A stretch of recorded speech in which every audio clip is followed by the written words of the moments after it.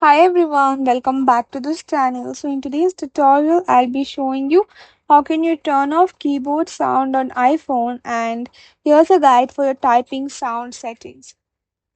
For this, what you need to do is firstly you need to open your settings.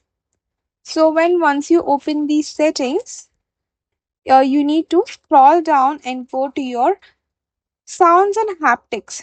Go to sounds and haptics or just sounds on some older models.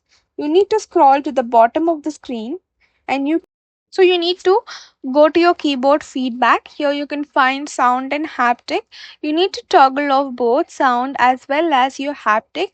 So sound basically toggle, if you toggle this off, it will stop the clicking noise, and if you toggle off the haptic, it will stop vibration while typing. The next one is you can the method is you can silence typing temporarily. That is, you can mute the switch. So you can just turn on the mute silent mode on, which is in the left side of your iPhone to a button. If you click on it, it will turn on your silent mode. So this will temporarily mute all your system sounds, including your keyboard clicks, without changing settings.